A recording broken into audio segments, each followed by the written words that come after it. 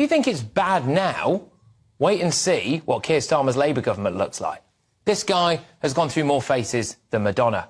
On the charts of the Labour leader's lengthy list of contradictions, coming into bat for Conservative hero Margaret Thatcher is right up there.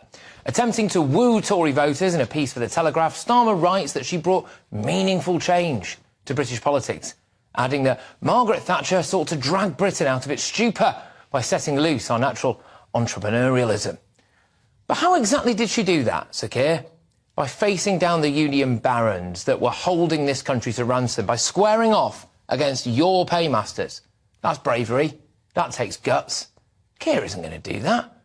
Labour takes millions from the unions. In return, they elect 13 of the 39 members of Labour's National Executive Committee and 50% of the delegates to Labour Party conference. And it looks like some of Sir Keir's MPs haven't got the Thatcher memo.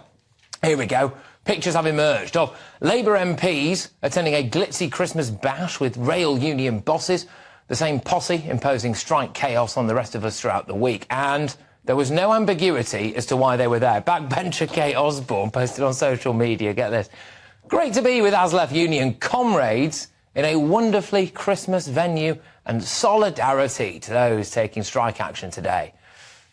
As she wrote that, her party leader was penning his praise for Thatcher. I mean, you just couldn't make this up. But Starmer's been doing well in Scotland recently. What does this Thatcher comment do for Scottish voters who, frankly, would have been happy to see Maggie's head on a spike after the poll tax fiasco? Well, First Minister Humza Yousaf quickly weighed in. He said what Thatcher did to mining and industrial communities was not entrepreneurialism, it was vandalism. Starmer praising Thatcher is an insult to those communities in Scotland and across the UK who still bear the scars of her disastrous policies. Look, Starmer can't praise Thatcher and keep Scotland happy. Continuing his Poundland Thatcher tribute act today, he promised that he would not turn on the public spending taps, instead going big for growth. If we are privileged enough to be elected next year, the quack diagnosis, the search for distractions and excuses, all of that ends. Because the defining purpose of the next Labour government, the mission that stands above all others, will be raising Britain's productivity growth, a goal that for my Labour Party will become an obsession.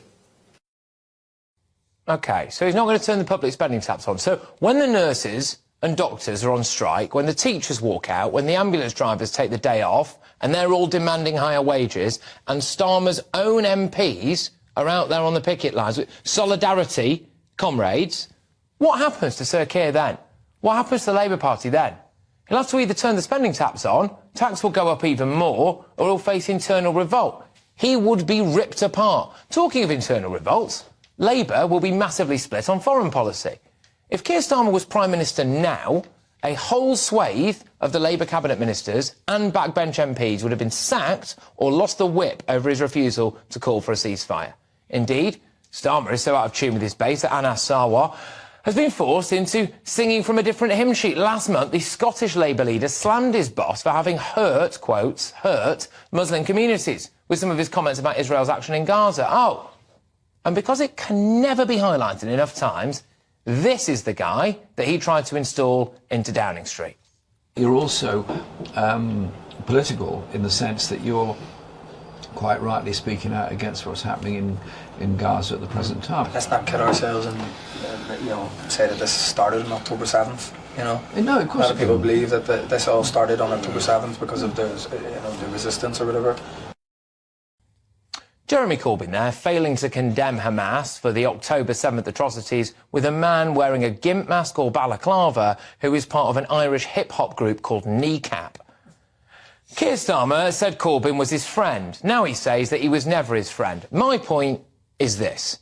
We haven't really got a clue about who the real Keir Starmer is or what he believes. And the internal divisions that have ravaged the Labour Party still exist. And what does that look like when they're actually in government? That does not get spoken about enough. Indeed, would a Labour government mean utter chaos for the UK?